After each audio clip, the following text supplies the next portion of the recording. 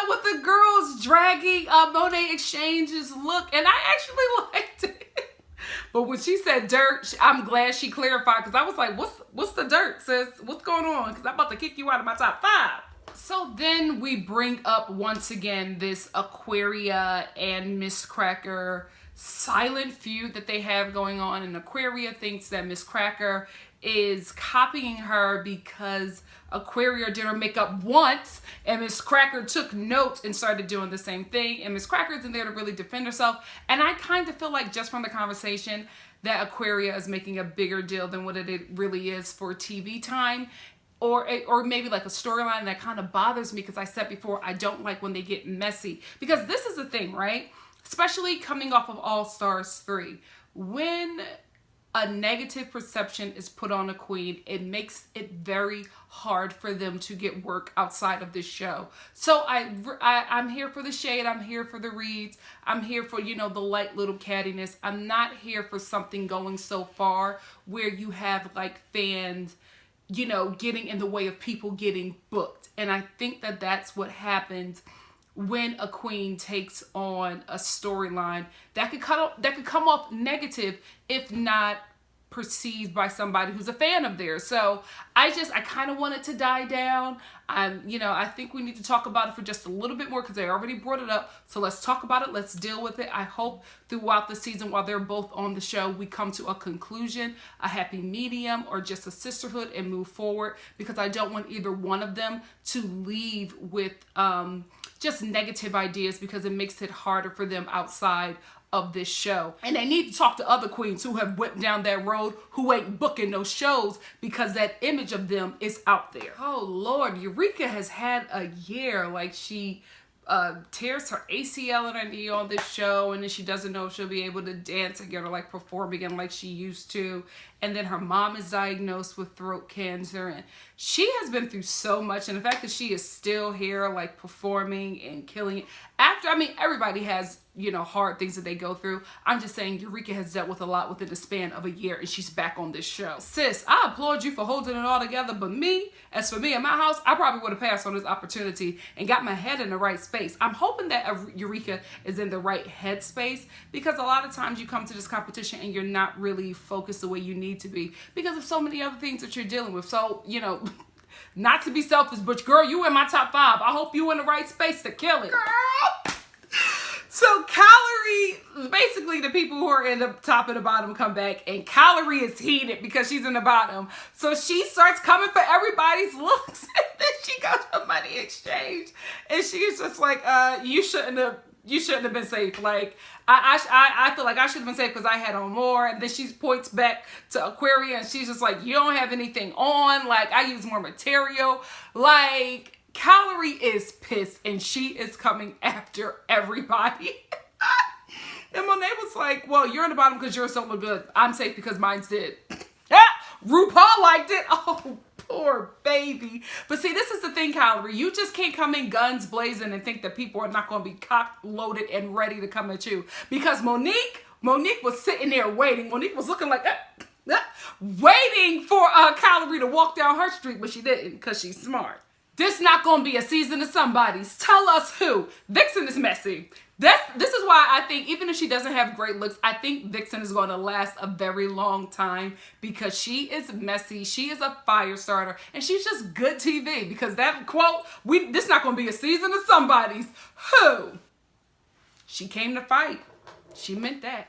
Mayhem is so sweet, and this moment with Mayhem feeling validated, it's all so beautiful. But when Mayhem cries, first of all, 2 things. When Mayhem cries, I start to see Miss Juicy Baby from Little Women Atlanta, and also the voice. Mayhem's cry voice reminds me of, and this is, you'll only get this if you used to like be dedicated to Saturday Night Live. When Chris Kattan played, what was her name? She was the gymnast that broke her ankle.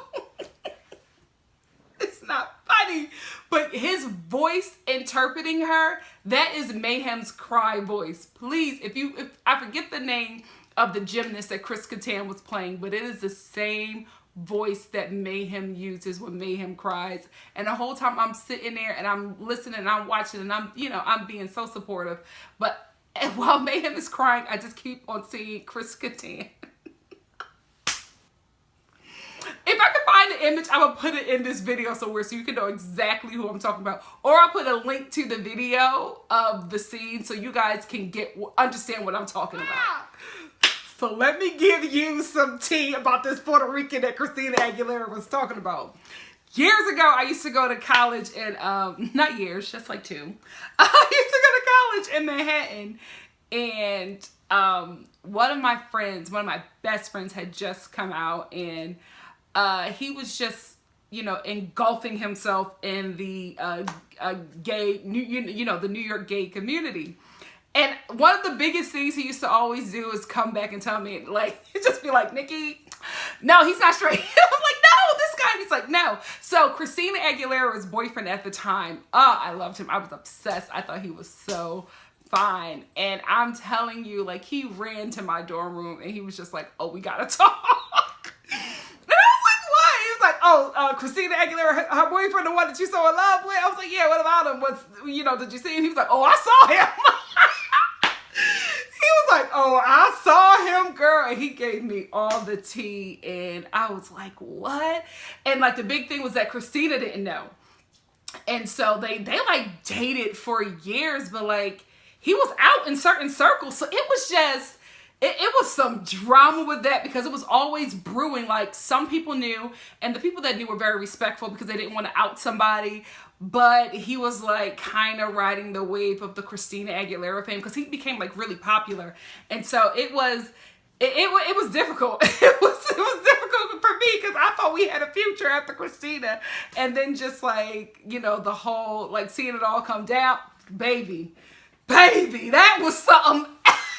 But I will say this, he's out and he is out. So Christina was not outing him. That boy is out of the closet, okay? Like I said before in my Drag Race review, Kalorie killed it. You know, she should have stayed in the competition.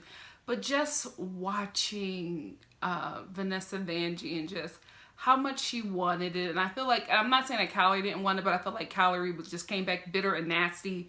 And Van G just had a totally different approach to being in the bottom 2. It was more emotional. It was more of, I really want to be here and I don't want to disappoint people. And I totally get that. And I don't know, for me it just pulled on my heartstrings because I felt like she wanted it more, but Kalorie was just more ready for it. So it's unfortunate because I would have wanted to see more of Vanessa Van G. I feel like she's good for TV. I would have wanted to see more of her drag because I love her look. I didn't like the dress, but I love like the makeup and the hair that she was able to do within this competition. I just would have loved to see more of her. I know she had, if she walked in with that gold Beyonce like bird cage outfit, I could only imagine what else she brought with her. So I would have wanted to see more from her. Kalorie showed up in a bodysuit and Charlotte Russe jean boots. Clearance section, okay? So I wanted to see more of Vanessa. So it's unfortunate that she had to go. But like I said before, this show, you never know. She might be coming back. Miss Van G. Miss Van G. Miss Van G. Is that her thing? That was a little weird. That was a little weird to me. Is that her thing? If you go to Vanessa Van G shows, let me know if she does that. If that's like her signature, because it was just a little, I just wasn't ready. I wasn't expecting it. But I am going to miss her in the competition. I felt like she was, you know, on for just one episode, but she had a huge impact. So, you know, maybe we'll see you again, Vanessa. Who knows? Anyway, that's where it ends. Let me know what you think of this review in the comment section below. If you like what you see here, please like, comment, subscribe, and share. Share, share, share, so we can get more people here. And I will see you for the next review of RuPaul's Drag Race and Untucked. Welcome back to season 10. This is where they put the freaking money. This is where they did it. I'm telling you. The workroom looked different. Ru has stepped it up. Everybody has stepped it up. This is where they put the money. You better put it in All-Stars 4. And Shangela somewhere down the line better get a crown. It's not a game. See you next week. Bye.